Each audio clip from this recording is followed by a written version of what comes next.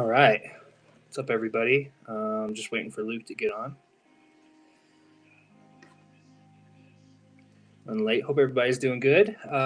This is episode number 34 of Finding Neverland podcast. Here he is.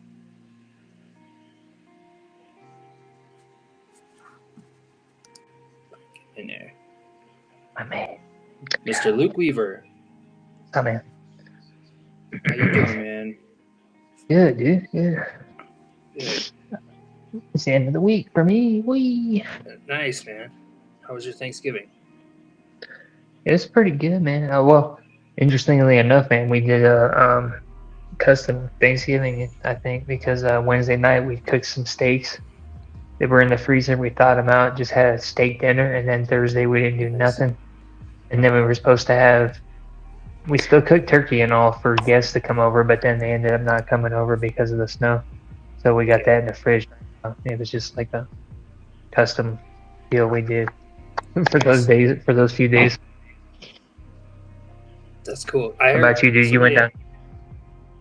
Somebody at my church was talking about how their family did steak for Thanksgiving too. So you're not the only one. Dude, they were over the yeah. Which, I mean, I can understand. Like, I always, when I still ate ham and things like that, I don't eat that stuff anymore. But ham was always way better because it's not as dry, and it's like, dang right, you better have a honey glazed ham or something, or this ain't even a meal. We ain't even this right now. Yeah, I'm not really huge on ham or turkey, so I one, turkey a little more, I think, but yeah, it's good I prefer turkey on like a sandwich and mayonnaise and mustard, right, rather than just like the Thanksgiving where we just eat it dry with some gravy. Yeah, making it. Yeah, totally. Yeah. I mean, cranberry sauce really just doesn't cut it still. Yeah, but we were doing that too. Yeah, it's good. Rocked it out. Yeah. Cool. So yeah, number 34. We're gonna be talking about the parable of the Prodigal Son, which me and Luke were both like, didn't we already do an episode on this? And right. I guess we didn't. I think we just talked about it, which is cool. Oh, but dude, I totally looked. It doesn't look like we talked about this. Yeah.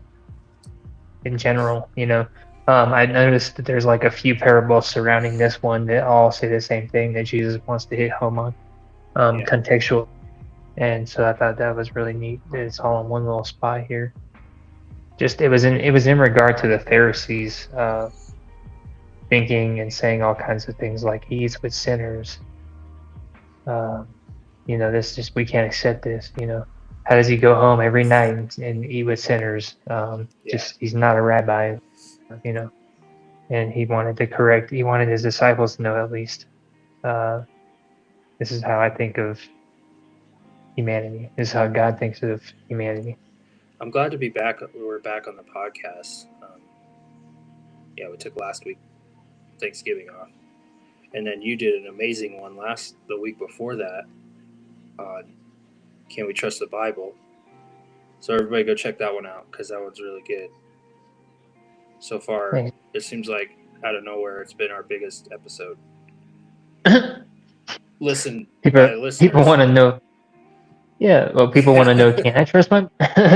I guarantee you people are just like, can I trust my Bible? I want to see what this guy says.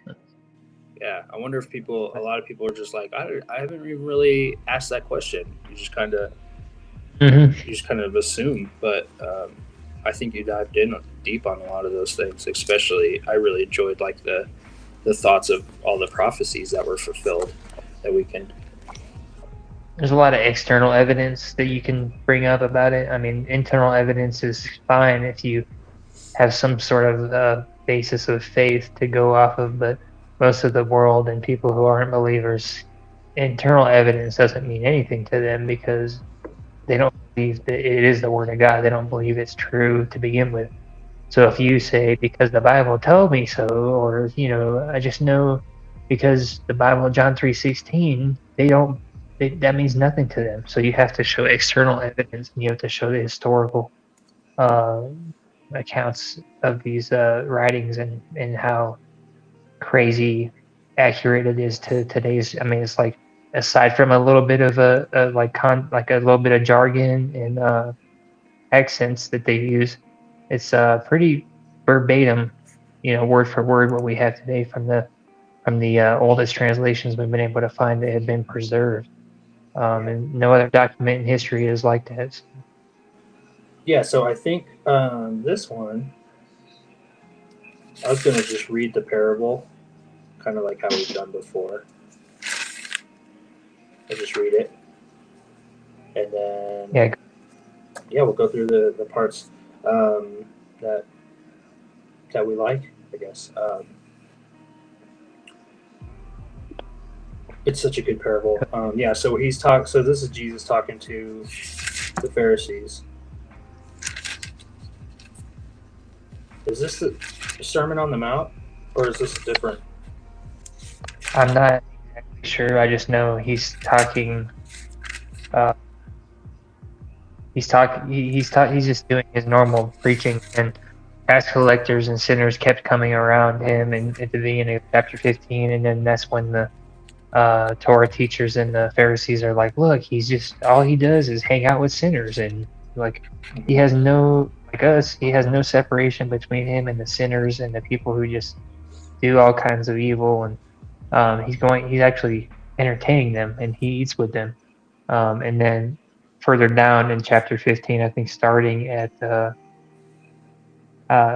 verse 11 is when he starts talking about the prodigal son."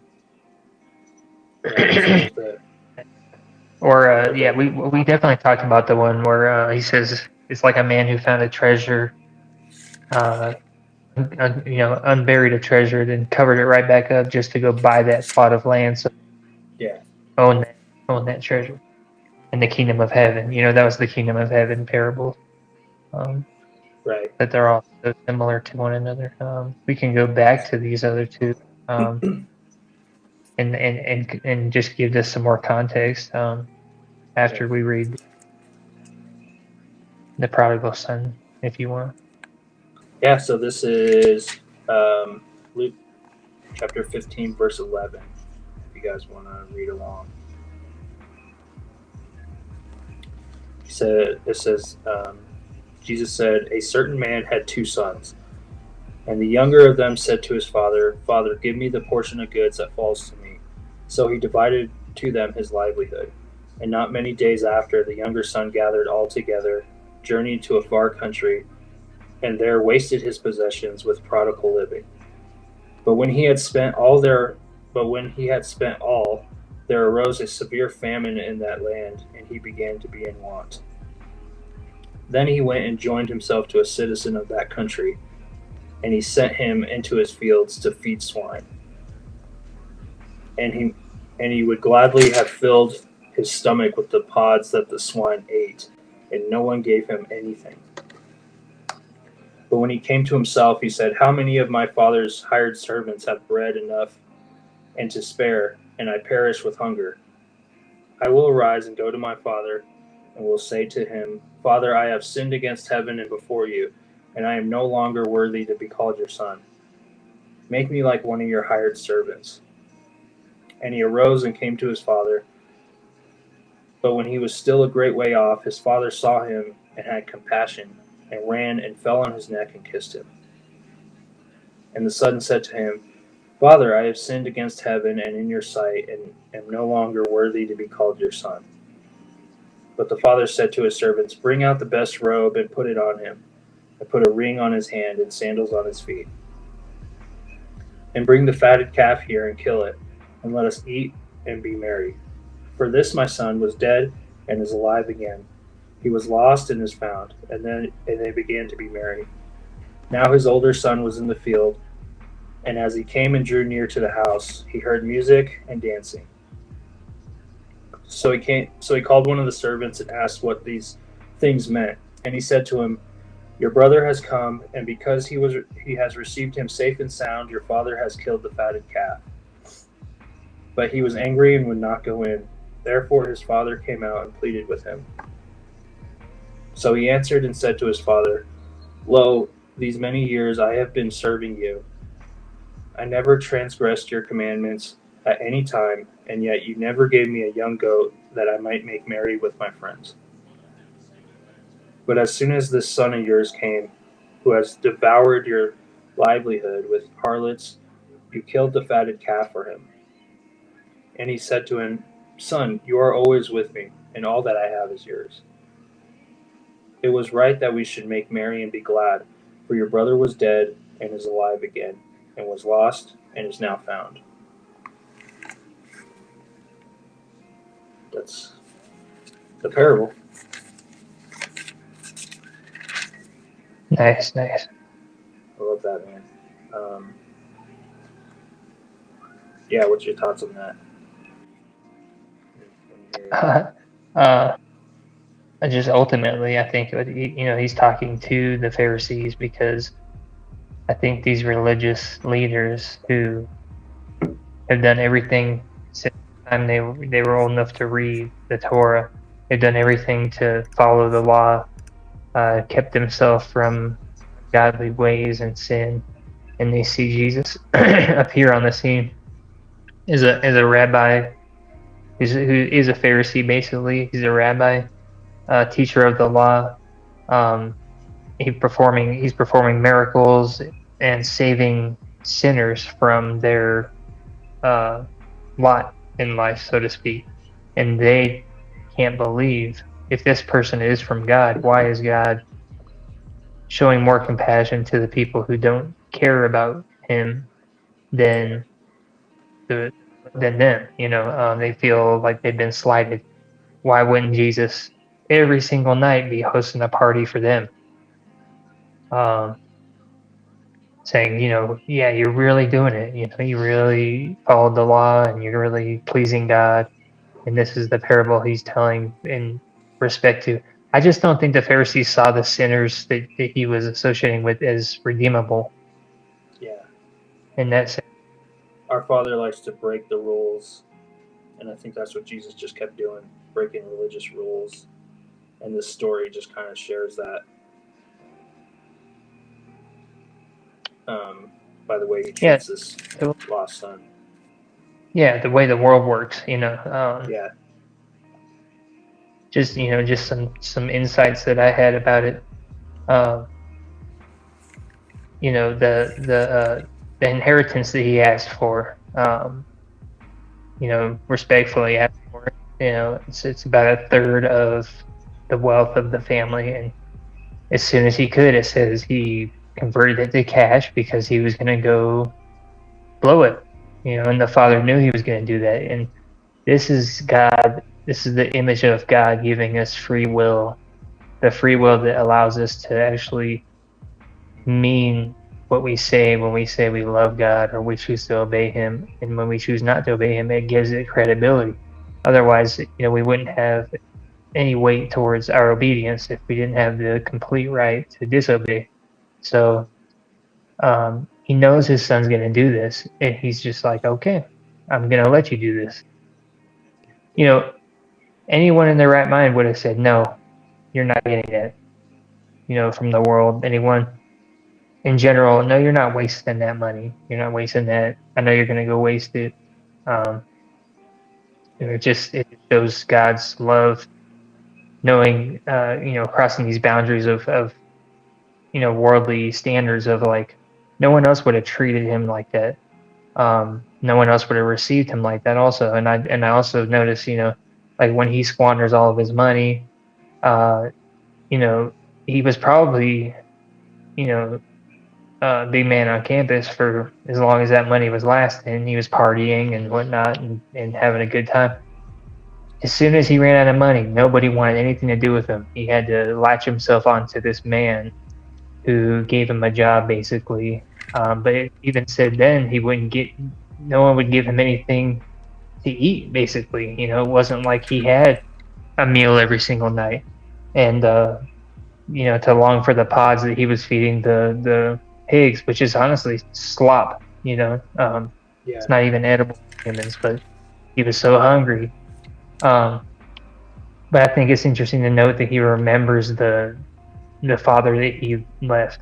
And I mean, I think this is a story for non-believers and believers as well. It's not just people in the church, people who come to know the faith. I think it's actually encompasses believers and people who don't believe or follow God also, because it's showing the love of God and in so many different ways that it's counter to how the world treats us.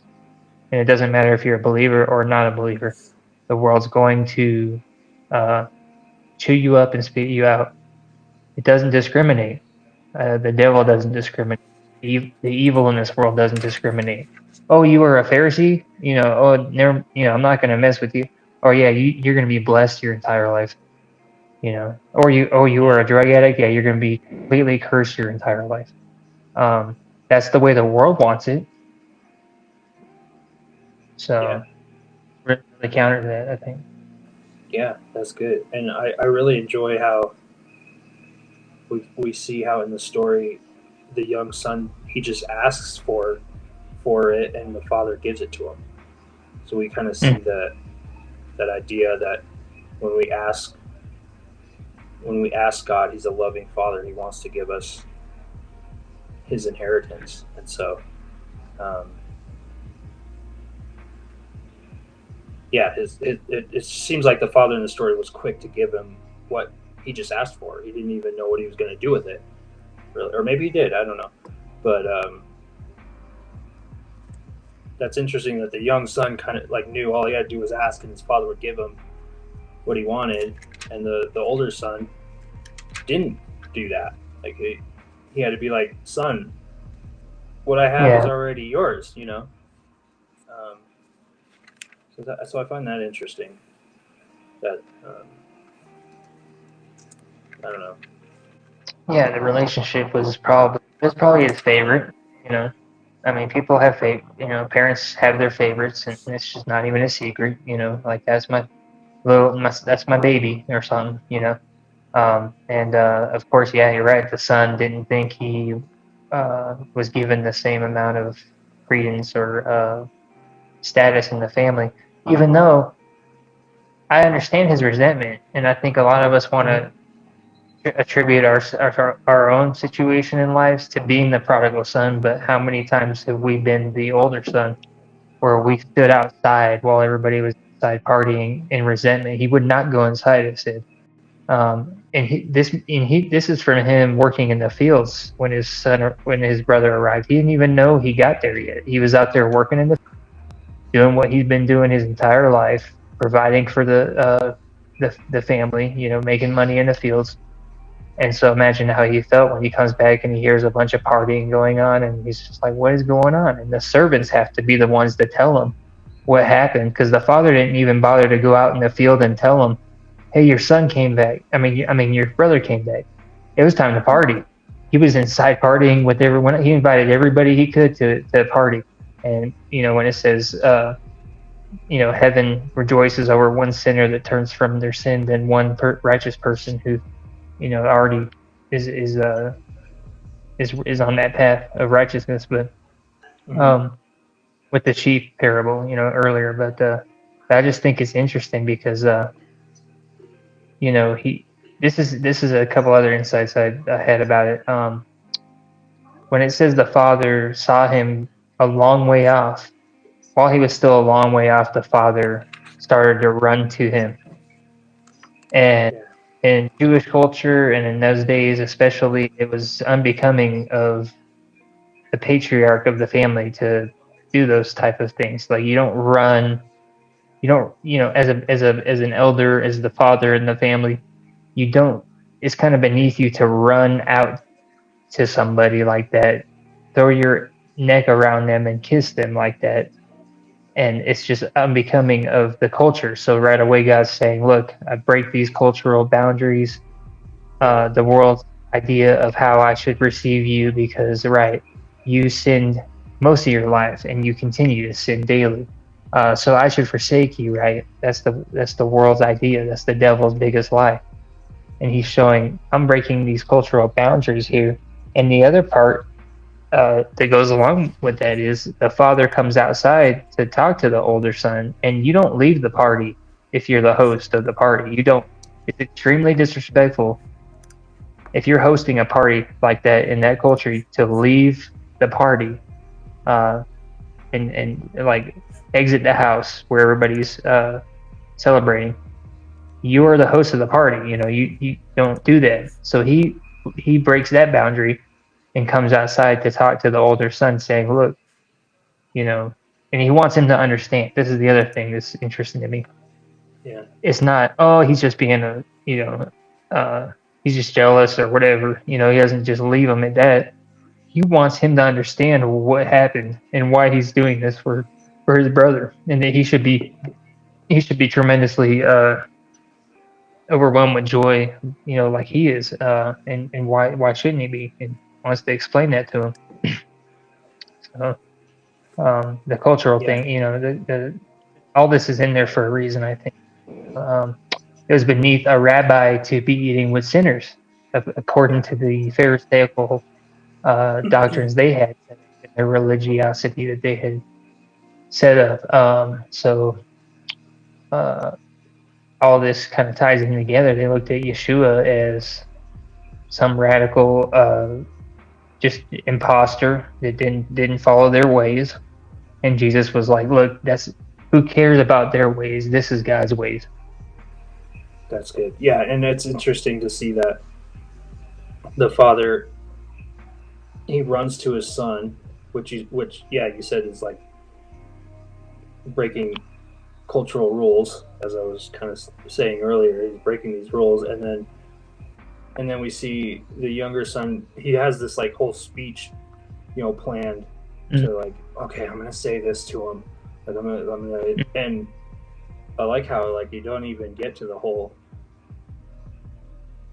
thing, right? Like it's kind of like God saying like, I don't even care about that. Like I'm not even like listening. I'm just glad you're back with me. Like that's all I care about. You're with me, and so I love that. It seems like like his speech doesn't even get to be finished. Like he starts saying his speech, and then it says the father said to his servants, "Bring out the best robe." Like he wasn't even listening to his speech. He didn't even like care what he had to say. Right. He just wants to bring out the best robe, put it on him, put a ring on his hand, and sandals on his feet. I love that.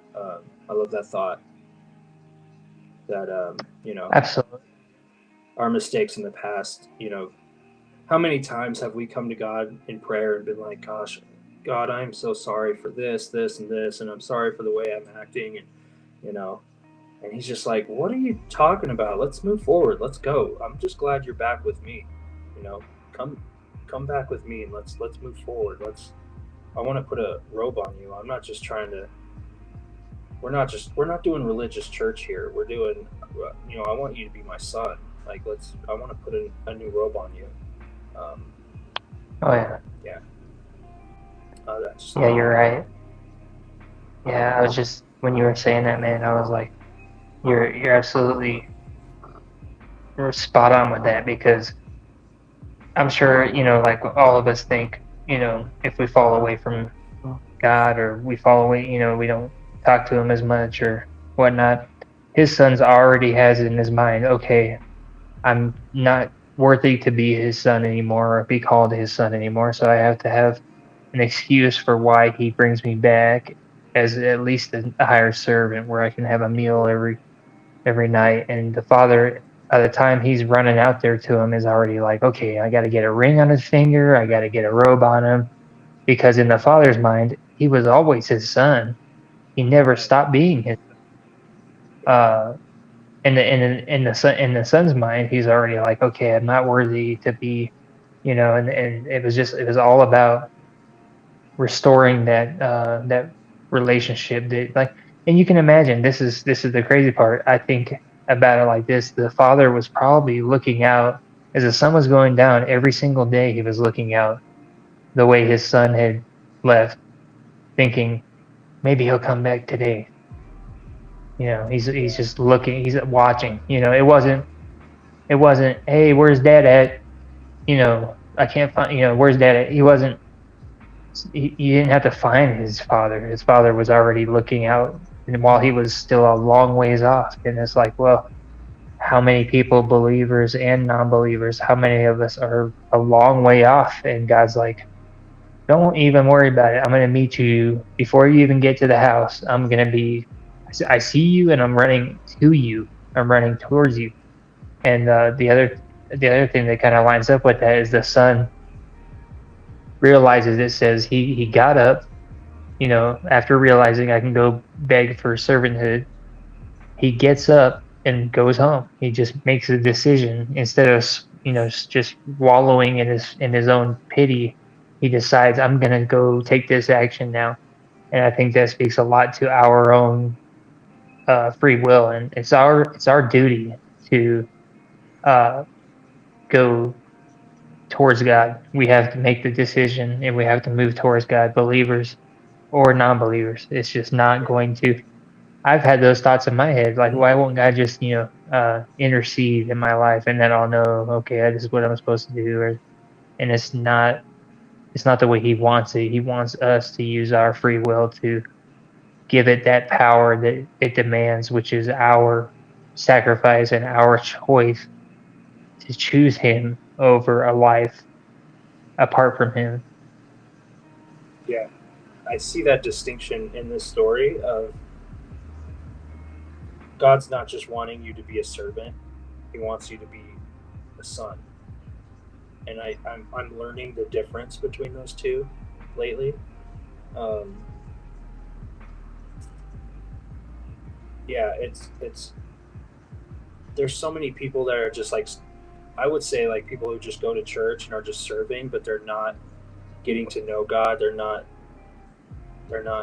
um, obeying Him. They're not getting to understand His heart. They're just serving. And I just feel like in those passages, God's telling him, hey, I have more for you than just to be a servant of me. I have more for you than to just go to church and attend church and talk about me and hear about me and maybe even like write about me or whatever. I want more than just that. We're not just You're not just a servant. You're my son. You're my beloved son. And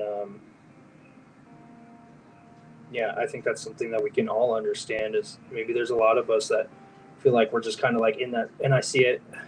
I hope they don't hear this, but at my church, I see a lot of people who are just serving at the church, and they're just kind of going with the motion, and they're just serving, and they don't really even know why anymore. And I could just see it in their eyes. There's not that sonship. There's not that deep sonship, that their relationship with God that is just driving them. It's just kind of go with the motion. I've heard all the Bible verses. They're not getting that sonship relationship from God. And I just have so much empathy for those people that are maybe like the older brother that are serving, and they're just doing it, but they're not getting that like relationship, that sonship. Like you're worth more than just serving the Lord. He wants to share His heart with you. He wants you to be His. He wants to put a new robe on you. He's got more for you. Yeah, totally, man. Both the sons, it seems like, had no full understanding of what their father was in relation to them. It seems like the younger son thought, okay, I can't come back from this, which any one of us would think that, probably, especially as a believer. Those thoughts creep in sometimes, like I can't be forgiven for these things, or for doing that, and that's just the enemy telling us those lies. And then you got the older son who distinctly decided, he made up his mind to believe that his father would not have done the same thing for him, and all this while he's doing what he's supposed to be doing. And I think he's exaggerating in a lot of ways, because he's just resentful towards his younger brother. But his dad's just like, he doesn't even really pay it too much mind. He doesn't argue with him or anything. He just says, look, you know that's wrong. You know, he just tells them the truth. You know, you've always had everything that I have.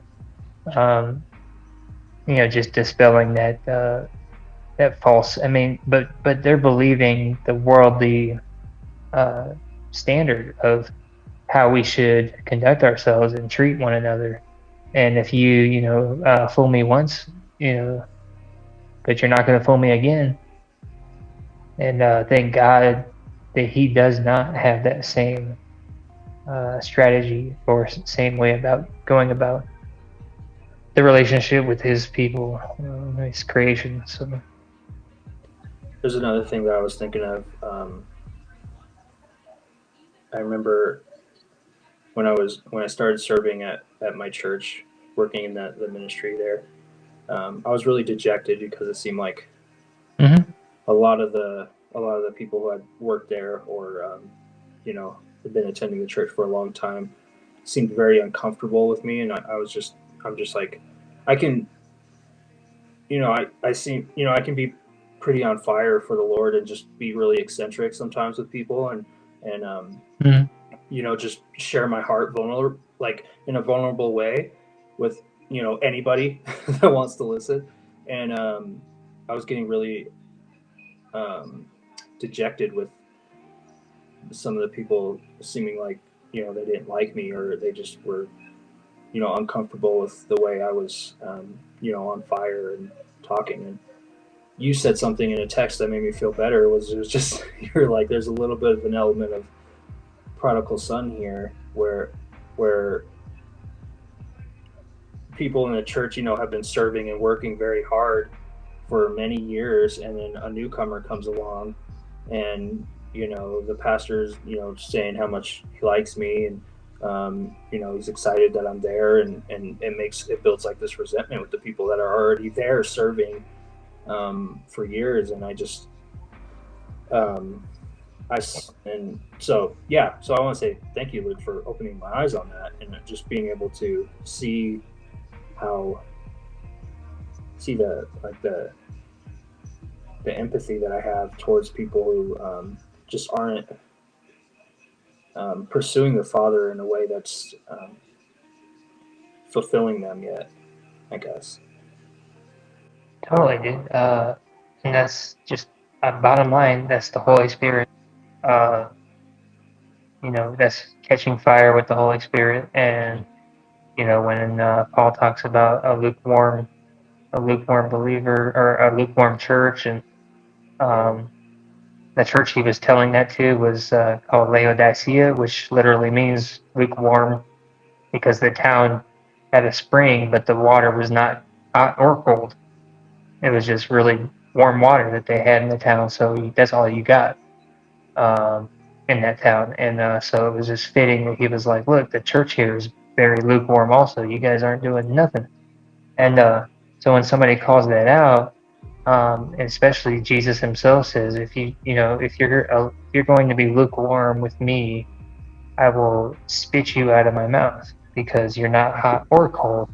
Because if you're cold, at least you can be heated up. You know, if you're hot, you're already on fire, and I can, if the soup's hot, I can eat it.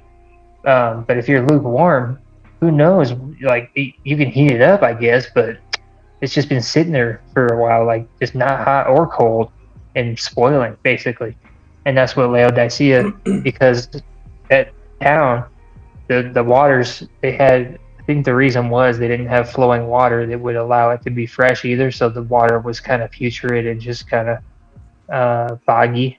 And so that's where that town got its name from, was waters don't, like the difference between a pond and a lake is a lake has water going in and out of it. So it's constantly being fed and released. And so you have fresh water coming in, but a pond is stagnant, it's stagnant faith. And when people see that, uh, that on fire faith that comes from the Holy Spirit, and nothing else.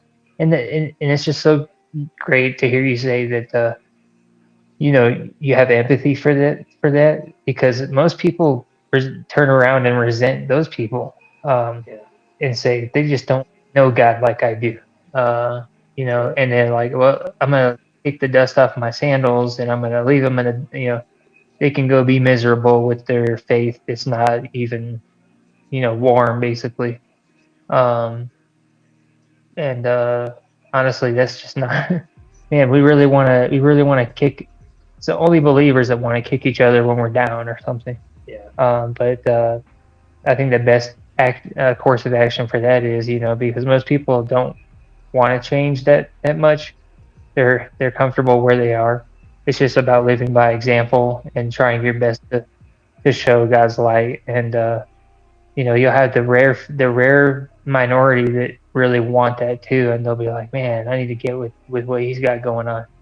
And they'll watch you, man. Like there's people watching every one of us, and I don't think we think about it that much, but they're looking at us to see if it actually works or not. And this Yeah. is non-believers, believers. They're all like, well, he seems to figure something. He seems to have something that I don't have, and either they want it bad enough, or they're just content with that, uh, going through the motions and things like that. Yeah. But the empathy you have, we should have as much empathy for that in the body, in the bride of Christ, than as we do for the people who are lost and don't know God. Yeah. I believe we should all recognize that we're all sinners, and we should have, you know, empathy and intercede to God to, pray for those people that they'll find their way even if they're lost also. Um, just because I'm following Christ now doesn't make me perfect. I'm still a sinner too. So we're all in this together. I feel like. Yeah. The other thing I was thinking of, again, on that topic of servant or actually being a son of God, which is really on my mind this week. Working in ministry, seeing a lot of people who are just serving, but they're not really, in sonship with God. They're not really fellowshipping with the Lord. They're not, living to be obedient. They're just serving because maybe it's just something that they've always done. I was thinking about in 2015 when Maddie Montgomery came to CU and spoke. That was kind of just like that was such a life changing event for me that I began to see that God was after my heart. It was evident because I had just started listening to Maddie in his sermons, and then literally like the next week he's coming to speak, and it just was really an eye opening thing. Like, oh, there's this God that's that's really after me, and it really freaked me Right. out, honestly. But I lived off of just that moment for like the next 4 years. Like I didn't like I didn't pursue God or anything. I just, I saw that moment with Maddie, and it was just like it was just so awesome. And I became aware that God is there, and God is after me, and God wants my heart. And cool, I love Jesus, and but nothing really happened until I started to until I really was like the prodigal son, and got addicted to alcohol in a way that was extremely terrifying. And and I just remembered that feeling of when that closeness of God that I felt when Maddie came and spoke. And I was on fire for God for maybe like a month after that, and then went back to living my own way. And I think everybody kind of goes through that. You're on fire, and then it fades away, and you almost need like this this second baptism, which Maddie talks about also, which the people of Israel. There's a whole story on it. I can't even go through it all, but there was a moment where they went from servant to sonship, the people of Israel, and so I think that's just kind of Oh what yeah. we as Christians go through is we're just kind of serving. We know about God, we know He's there, but we don't dive into that lifestyle of sonship where we give our life over to Him, and we absolutely are. Now we live to be obedient for Him, and now we want you know, now I pray and I'm doing everything to try and be just obedient to his plan, and it's giving me so much joy and excitement, and it's just a different lifestyle. It's a different, it's like a kingdom lifestyle. There's like this American Christian lifestyle of knowing about God and serving and going to your church and making sure that maybe tell your kids a Bible verse or two. And then there's this kingdom lifestyle where Jesus isn't just the first thing in your life. He's the only thing. He's everything. And it's just kind of, I'm starting to see that switch. And I see that in this story too. Yeah, dude, that's funny you bring that up because I heard that same thing where I think it was Maddie who said that too or something. He was just like, okay, number one in my life is Jesus and Jesus. And he's like, how about there is no number 1, 2, 3. There is only Jesus. I was like, oh, Yeah. God. Yeah, there's a great We missed it. pastor named Paul Washer who talks about that. He said I think he was talking about how he hears all the time people are like, oh, I make God first in my life. Make sure you make God first in your life. And he was like, actually, that you're wrong there. Like he's in a totally different category. He's not in a list of things in your life. He's supposed to be in a different category where there's only one person that goes in that category, and it's Jesus. Nobody else goes in that category. If you start to put other things in that category, like the Bible says, you can't serve two masters. And so, yeah, I think Maddie did say that, but Paul Washer talks on that too. Is like, you're wrong if you're already just saying, oh, God's first in my life. It's like, people should already know if God's first in your life. I think we shouldn't. You shouldn't have to say it. I think if he's really first in your life, you wouldn't even have to say it. It's almost like you're just like projecting at people, like, oh, God's first in my life. It's like I think if we're living in a kingdom like culture, like with people know, Luke, that you serve, who you love. You love Jesus. People know that without even having to like ask you. It's not like a part of your life. We see it as people know that. I think that's an important distinction of the Holy Spirit in their life. Is like people don't even have to ask. Like Matty Montgomery, people didn't ask him. Like he talks about that. People didn't ask him or give him cocaine and alcohol because they already knew who he served. Like a lot of Christians, Jesus was just a part of their life. So they were like, oh, well, maybe they'll drink with us. Maybe they'll do some cocaine with us. Maybe they'll sleep with this girl. But with Maddie, people were like, we're not even going to ask him. Like, we already know the answer is going to be no. Like, we already know who he serves. Jesus is his life. Yeah, and then also at the risk of him completely breaking it down for him and saying, look, this is why I don't do this. They were like, no, thanks. I'm not even kidding. They were like, I don't want to preach. I don't want him to preach to me. Yeah. Kind of thing. But just having compassion for those who don't understand also, and just like the destructiveness of sin. And when it says the wages of sin is death, can't you feel it? The sin, no matter how big, it takes a part of your heart, and it dies. And it's like we need that renewal of the forgiveness of God, and we need to constantly be in communication for that renewal. Understanding that He forgives us. And I just think about the Prodigal Son story again, where he went out and he lived really fast for a short amount of time with the amount of money that he had, and then once it was over, it was like, oh, I'm screwed. Yeah. That's what the world's promising. The world's promising, do you want to be here for a long time or a good time? You'll hear people say that stuff. You'll hear people flippantly say, I know I'm going to hell, but all my friends will be there, and things like that. And they just don't understand what they're saying if No, they actually won't. knew. to. It's just, and of course, people will say, well, you don't know what happens when you die. And I'm like, I've got a lot of evidence of people that say they know what happens when you die.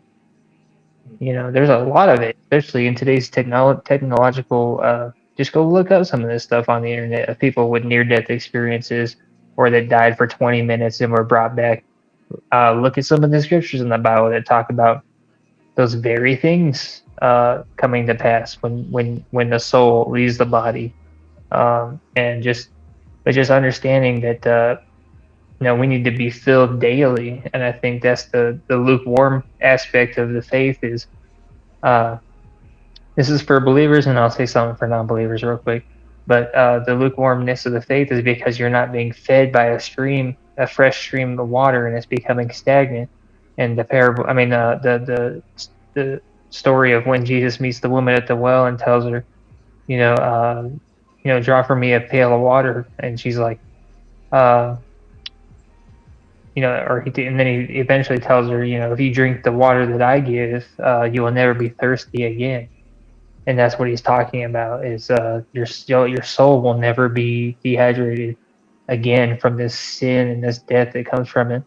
But and then for non-believers, just look at the evidence. It's like karma and things like that, which I think is a real thing, but I don't attribute it to the Eastern religions, and I think it's a real thing because what you put into the universe is what you get back from it, and God says it all throughout the Bible, and Solomon says it in Proverbs so many times that whatever you put out, you're going to get back like tenfold, and it's usually going to be a lot worse than what you put out. So if you put bad energy on somebody, you're going to get it back like twice, if not more, back, and it's going to be even more of a hurt that you put on them that put on you also. And that's just the law of the universe. That's the way God has it set up. Go out there and go out there and rob a store and see what kind of energy comes back your way eventually. There's like 10 different things that could happen to you immediately after doing something like that. So for the non-believer, just take all these things into don't stop at the Eastern religions of karma and like, oh yeah, do good and then good will come to you. And honestly, just take, why don't you start listening to some of the things that Jesus said, where he says, treat others as you want to be treated. And that's how you should love one another. I can't remember if I might have heard it from Maddie, or it might be John Bevere. I can't remember. I get them mixed up because they're friends and their sermons are pretty similar. Might have been John. It's a story about this man named Larry Mullaney. Mm-hmm. And it's out of this book called The Furious Longing of God by Brennan Manning, who was a professor in a college in Ohio. And he tells the story of this man named Larry Mullaney, who was a student in one of his classes. So here it is. It says, in his book, The Furious Longing of God, Brennan Manning, who was the professor, tells the story of Larry Mullaney, a student he encountered while teaching at a small university in Ohio in the late 1960s. He describes Mullaney as an outcast whose appearance and demeanor isolated him from fellow students. I'm not sure what that means exactly. I don't know if he was just weird looking, or maybe he was poor. Maybe he looked poor. I'm not really sure what that means, but it just says he was an outcast whose appearance and demeanor isolated him. It says, in all my days, Manning writes, I have never seen anyone with such low self-esteem. Mullaney was a self-proclaimed agnostic who challenged Manning on matters of faith in their continuing conversations. One Christmas, however, there was a change in Larry Mullaney. He returned home to Providence, Rhode Island, to his father, who he had an estranged relationship. Manning described the student's father as a typical lace-curtain Irishman, meaning that he was a prim and proper man who, in the midst of the hottest summer day, would dress in a suit and tie to come to the dining table in his own home. His expectations for his son were not being met. and their time together often erupted in disagreement. As was their usual pattern, there was conflict and resolution, yielding unsatisfactory results to both men. After a few nights at home, Larry announced to his dad that he would be returning to Ohio the next morning. The father asked what time the boy was leaving and declared that he would ride the bus with him as far as the father's office, where the son would have to change buses for the last part of the journey to the airport. They traveled in silence that morning until the bus came to a stop in front of the textile factory where his father worked. Both men got off the bus and expected the kind of goodbye that neither would be fulfilled by.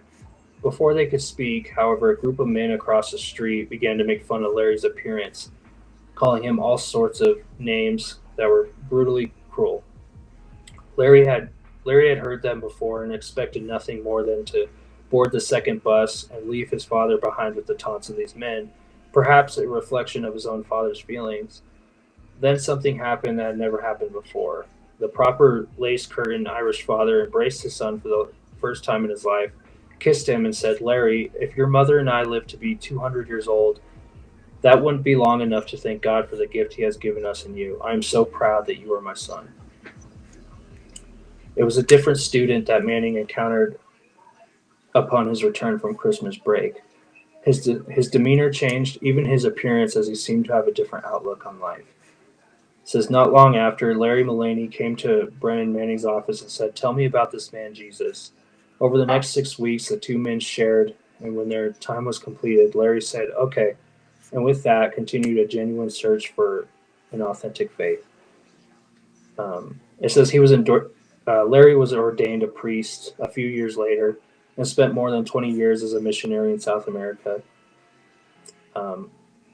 It says, "Do you know why this happened?" Manning asks. He concludes, "It wasn't because of the 6 weeks of sitting in Brennan Manning's office while I talked about Jesus. It was because of a day long ago during a Christmas vacation when his lace curtain father healed him. Yes, his father healed him. He looked deeply into his son's eyes, saw the good in Larry Mullaney that Larry couldn't see for himself, affirmed him with a furious love, and changed the whole direction of his life." So I hope you guys got all that, but I really love that story of his dad telling him, "If I live to be 200 years old, that wouldn't be long enough to thank God for the gift he has given us in you." And yeah, I just think it's beautiful that, it's kind of a metaphor of our Father in heaven. The way he views us is just, it's not based on performance. It's based on that we're God's son. Like, no matter what Larry Mullaney would have done, he was still the son of his dad. His dad loved him because he was just his son. It didn't matter what he looked like or anything or what he had done. And, I'm thankful. I know I have a lot of empathy there's a lot of people that have parents that are very performance based, and, you try and earn their love by performance, and it just seems to never work out. And it's frustrating, and a lot of people resent their parents because it just doesn't seem like they can do enough to earn their love. And I'm thankful that I have a father, an earthly father, that, no matter what I do, he loves me because I'm his son, not because of anything that I've ever done. And I think that's what we see with our Father in heaven is, like, you're not going to change God's mind about what the way he sees you. And I think that's what Jesus is really talking about. But that's why he kept talking to the Pharisees so much, was they were trying to earn, performance-based things. And I think Jesus was just harping so hard on them, just to be like, your Father's love is not based on your performance. You're not gonna earn it. You're not gonna earn the right to be in heaven. And that's why he sent Jesus down so that we can be with him, because there's nothing we can do. There's nothing that we can do to earn salvation, right? So, yeah, I really I don't know. I really like that story because it's just, we can see how his dad was just like, "Son, I'm so proud of you to be my son." There's nothing that you can do to change my mind on that. And that's just like how God is. Yeah, Yahweh's good, and his love. He's not changing his mind about you, no matter what is going on, no matter what you've already done, and you're not going to earn his salvation. Jesus paid the debt already. Yeah, dude. I mean, he didn't change his mind about the entire world when he sent his son to die. Yeah. Yeah, for God so loved the world, right? Yeah, oh, totally. I mean, and now the devil's biggest lie that he can try to tell is, well, he gave up now. So Yeah. But yeah, and that's he's another like, enemy yes, scheme. that was true.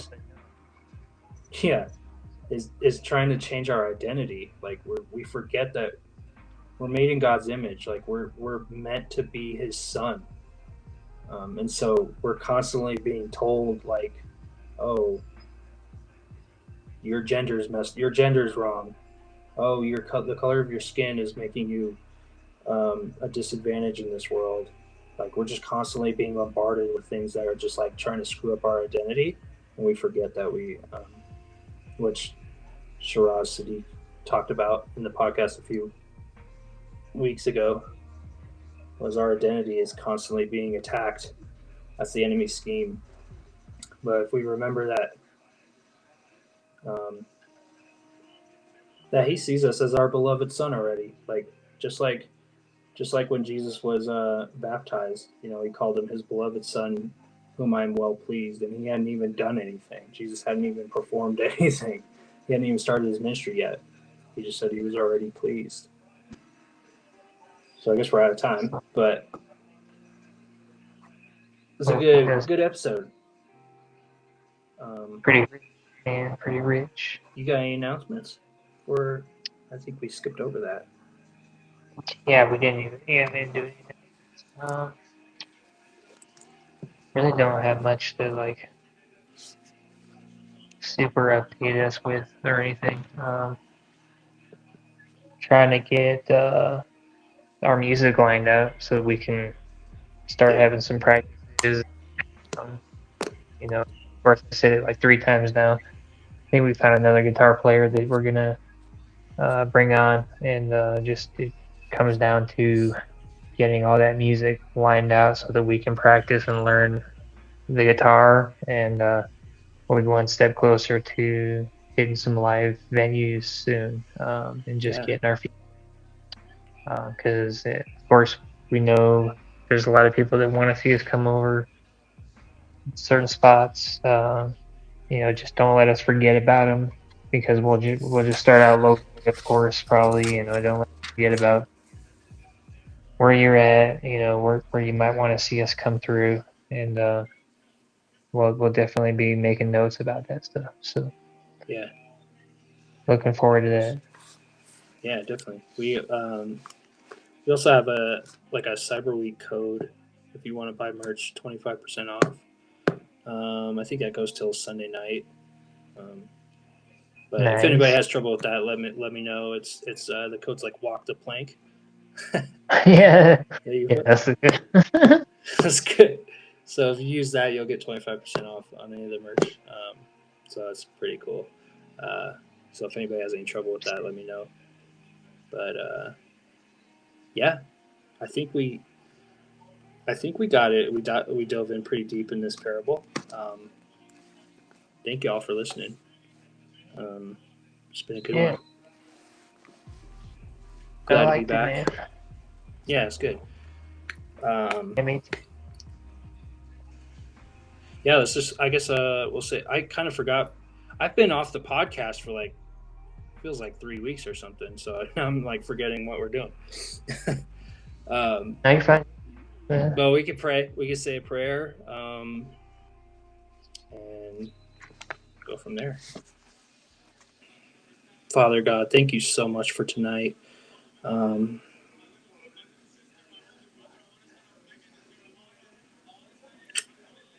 You are holy, and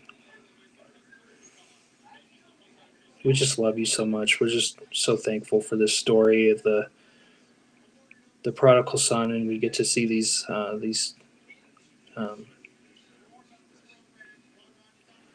the story just helps us see where we are in our lives, and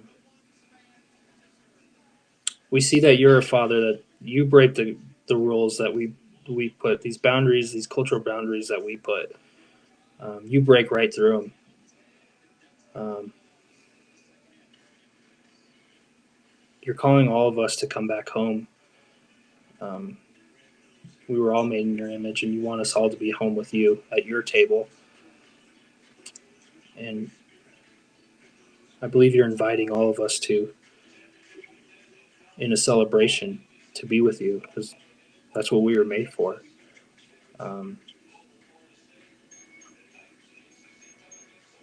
Father, I thank you so much for the mercy in my life and in Luke's life that you've given us, and given us this ability to be able to share your word on this show and this podcast, and to others. And I just pray that you continue to just pour your heart to us. We want to hear what's on your heart, and we want to just do what you want to do. We want to go where you're going. We want to say what you want us to say. We want to say what you want people to hear. I pray that we continue to just hear your voice and just go where you're going. No longer is it about us; it's about you, because you're good. There's nothing that we've been able to do to earn your love, and your arms that are just stretched wide open, and you run to us when we've been far away. You're looking for us from a distance the entire time, just like in the story. The father was looking for his son well before he even got into the house. And so, God, we just thank you that you're so faithful. You're so welcoming. We love you. We thank you that you're able to redeem us, redeem people like me and Luke who've been in both those situations. We've been, the prodigal son who's, spent our money on alcohol and things like that and worldly things. And we've also been this frustrated servant, and we haven't felt that, we haven't, dived into that sonship that you offer us. And so I just thank you that you continue to give us mercy and grace. And we desire that sonship relationship, not just this dull church attendance servant lifestyle that we see in American Christianity culture. We want more, and you promise us that there's always more. There's no end to your increase. And I just pray that we can continue to. We just want to be with you. We just want to do what you say, and go where you're going.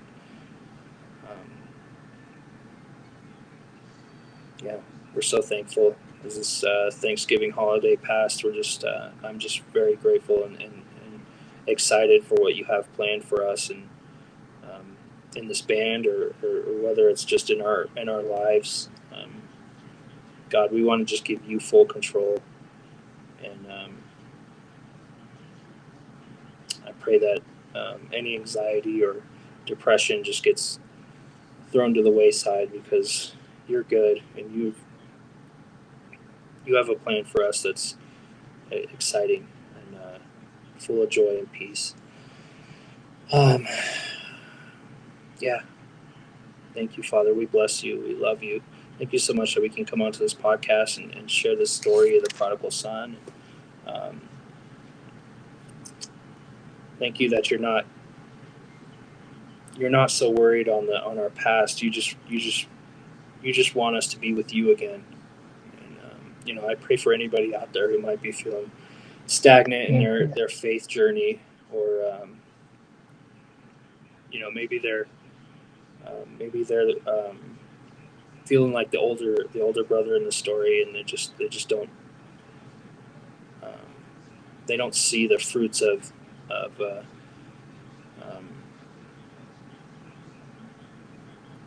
what they're doing in ministry or in their life. And God, I just pray that you call them back and you remind them that you are always with us, and what all that you have is ours too. We're being called to an inheritance in a relationship with you, and we thank you, God. We love you. Um, we bless you, and I pray all this in the name of your Son, Messiah, Yeshua. Amen. Amen. Yeah. Good stuff. Thanks, man. That was good. Yeah, thanks for listening. Um, Follow us on our social media pages. Hopefully, we'll have some new music soon, and you know, we're just on this journey, man, with the Lord. This year's been pretty cool. I was just thinking about how our podcast is. It's almost the end of the year, and it's going to be about a year of us doing this podcast. So that's pretty crazy. Right. We're closing in on that. So cool. Till next week, we love you guys. Let us know if we can pray for you. We'd love to. Thank you for anybody, all of you who bought our merch and are listening to our songs and encouraging us. We got some encouraging comments this week, telling us thank you for playing music for Christ and stuff. So those always help. So we're fueled off of any encouragement. So it's always helpful. Yeah, totally. Yeah. Okay. Love you guys. We'll see you next week. Yeah. Till next time. Sounds good. Love y'all.